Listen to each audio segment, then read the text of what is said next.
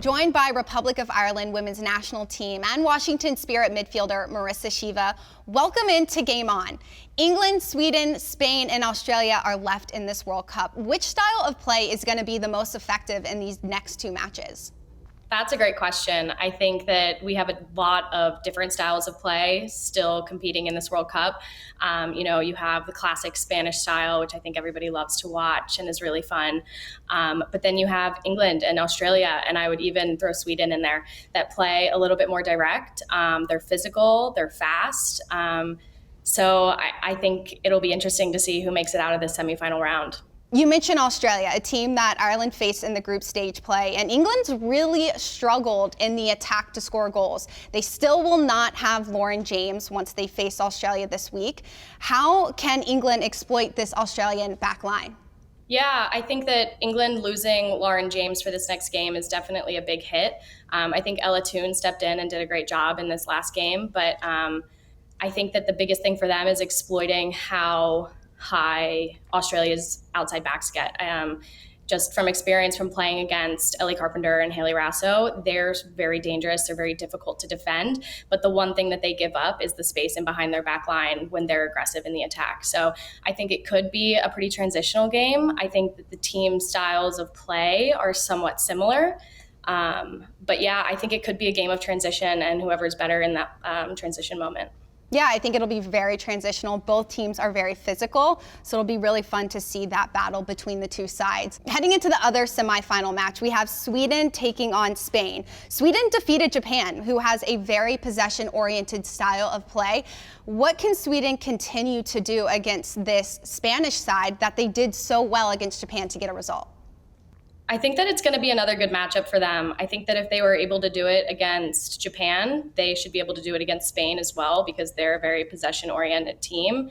And I think that they've just proven that they are going to do whatever it takes to win. We saw it in their game against the United States, and they just have so much experience on this team, this World Cup. And I think that it's a good matchup for them. Their speed, their athleticism, their physicality will serve them really well in this semifinal match. This Japan team was a team that I thought was going to make it all the way. So it's really interesting to see how Sweden was able to break them down, and will be really fun against a Spain team who looks very similar to Japan. Australia, a side that heading into this World Cup had Sam Kerr. She's only played limited minutes throughout group stage play and headed into this semifinal game. When does it start to potentially take a toll on this Australia side that won't have potentially a Sam Kerr full 90 minutes? I think they've proven that they don't necessarily need her. I think Mary Fowler has been having a breakout tournament. She's been incredible. I think they've made it through all of these rounds without her. Obviously, it's a huge boost to have her. She's one of the best forwards in the world.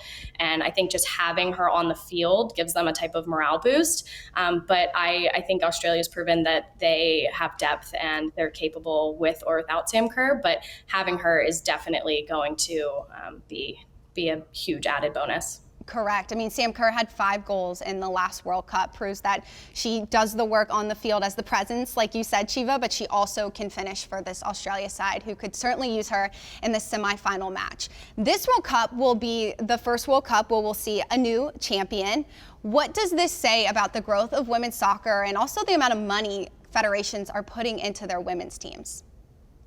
I think it's amazing. I love that there's a new champion this year. I think that it's showing that federations are putting way more money into their women's programs. They are putting an emphasis on, growing the women's game. And I think it's amazing that we're seeing teams, in their debut tournament having incredible performances, and, teams like Colombia making it out of the group, taking down teams like Germany. I think that that's awesome for the game.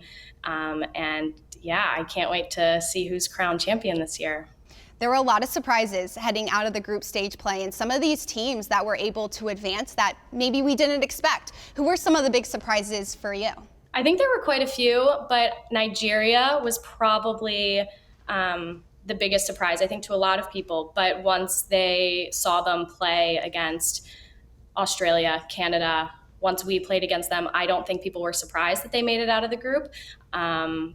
So Nigeria, I think Jamaica had an incredible run, and then Colombia continuously surprised people, put up one of the best performances against Germany, who's notoriously one of the best teams in the world year after year. No, I completely agree with you with the Nigeria side. I thought they had England in the bag. Just goes to show that these countries are continuing to invest, and it's paying off on the global stage. This was Ireland's first World Cup and your first World Cup, Sheva. How have you seen this impact young girls and girls that are playing soccer in Ireland? Oh, it's been amazing. I mean, the support ever since we qualified for the World Cup has been tremendous.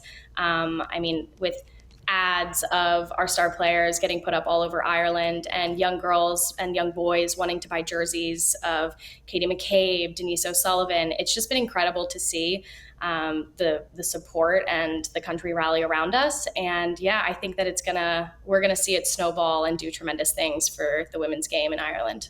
No, it was so great to see you on the world stage, to see Ireland on the world stage, and I'm so excited to continue to see the success that Ireland will have.